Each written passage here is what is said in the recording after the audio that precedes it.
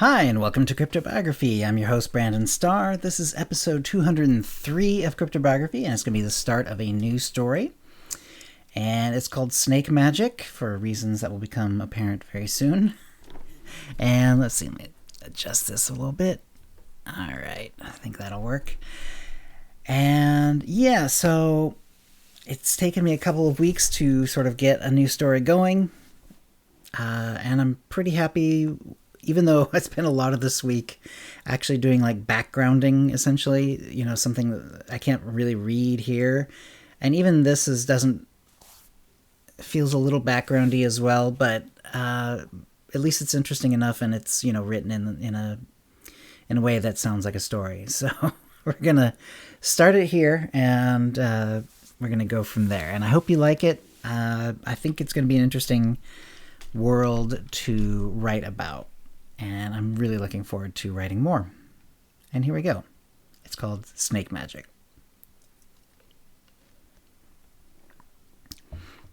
Nadra hoisted the bucket out of the well. The nearby gleaning house was full of song. She grabbed it and poured it in the urn she was going to take to the kitchen. It was now full, so she put the bucket back in the well and picked up the urn. It had handles, which made it somewhat easier to carry. Though her limbs were thin, she had some real strength. She carried it easily and passed over the paving stones with smooth grace, her belly undulating along, feeling the cool stones not yet heated by the morning sun. This might be a good spot to point out that Nadra was a Nazrach, or snake person. If you saw her behind a low wall, you might think she was just another human being, for so she was, mostly, from the waist up. Below the waist, instead of legs, she had a snake's body, thick as her human torso for a long ways.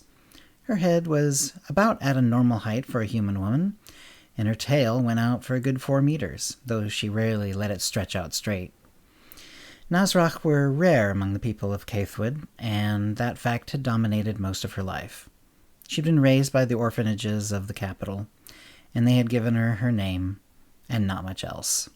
She was given to a magician, Isander Harold Caedmon, who used her for manual labor at first, and when she had proven herself as a cook in his kitchen. There were a number of beastmen on Caedmon's property, and all of them together did the great majority of the work to be done. Nadra was glad she was not a gleaner. She was not given that work, as Nazrach were not supposed to be good at it. Gleaners spent hours and hours each day focusing on glass or crystal spheres of various kinds, pouring magical energy into them until they glowed. Then Master Caedmon could take them and do his magic. Though the gleaners were allowed to sing while doing their work, it meant many dull hours. Nadra was not good friends with any of the gleaners, because they spent all their time together at their work, and at the end of the day they were generally so tired they ate and went straight to sleep. Even on their rare days off, they tended to stay among their own kinds. Most of them were dog people, canids. She slid into the kitchen. No one looked up. They were all used to her.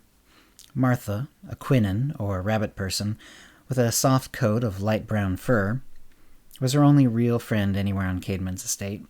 Unlike Nadra, she was part rabbit and part human all over.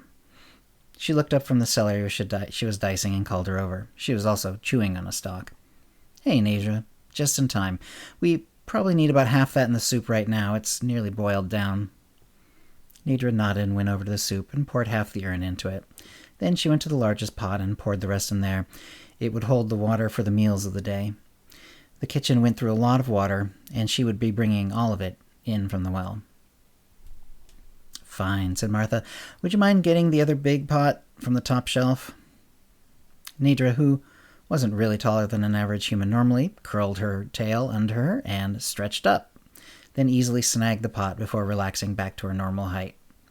She could have touched the high ceiling if she wished. She handed it to Martha, who thanked her. She slithered back outside and allowed herself just a moment to enjoy the sun, which had now crested the top of the main building and warmed her face. Nadra was warm-blooded, not like a true snake, but more like a human, though she suspected her body wasn't usually as warm as a full human's. Either way, she enjoyed a nice warm ray of sun at least as much as anyone she knew. The scales on her lower body were mostly brown and tan, with circular patterns along her spine. Her skin was somewhat lighter, though dark enough that she did not burn easily.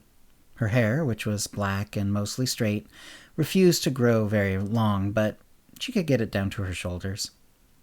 Her eyes were green, and though her pupils were not slitted like a snake's, they were slightly elongated rather than round, as though a bit of the snake was hiding behind her eyes.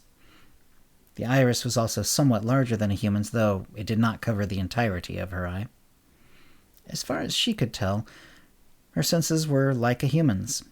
Her tongue was round and flat, not forked, and she felt no need to flick it.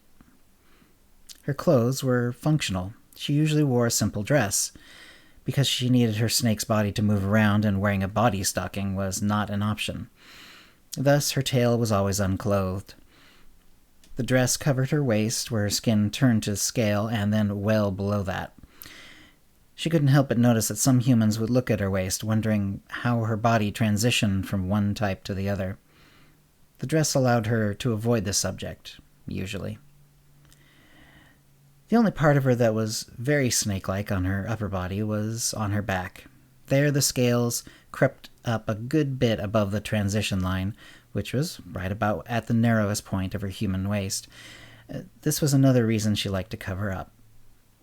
Nidra really tried to fit in, but all the animal-human hybrids had others of their own kinds, and the humans didn't like half-breeds much, especially one that was part snake.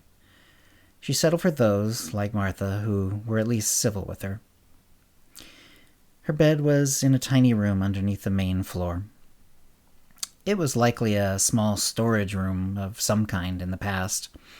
It was just big enough for her to put a bedding of straw, which was all she needed.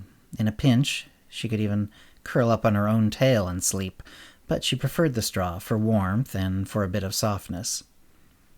Her room had only a makeshift door. Though thievery was rare, she had long since made a habit of not keeping much of value in her room, or if she had to, of burying it in her straw bedding. But her bed would have to wait, as there was an entire day's worth of work to do. She would have several more trips to the well to get enough water for the kitchen to start meal preparation. Then she would help with the actual cooking. And that was her life, day in and day out, cooking and carrying water. There was a holiday about once a month when she was allowed the day off. She got a small amount of money from Sorcerer Caedmon to spend on those days. She was learning to knit at night before she went to sleep, and often bought wool. During the winter, her unheated room, though snug enough, still felt cold, and she was working on some clothing and a blanket for herself. Last winter there had been a cold snap, and she had fallen gravely ill. She had decided then that it was time to protect herself, if Caedmon or the supervisors of the chattel were not going to. And that is the story for this week. Obviously, tons more to talk about and tons more to write. We're basically just scratching the surface at this point, but yeah, I like Nidra as a character so far.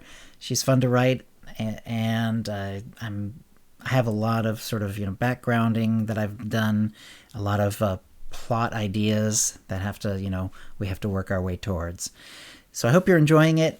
There will definitely be more next week, and I will see you then. Thank you for listening. Words and music, copyright 2021, CryptoBiography LLC, all rights reserved. Characters and events are fictional, fictionalized, or satirical. Please write to us at CryptoBiography@gmail.com or hit us up on Facebook or Twitter. And thanks for listening.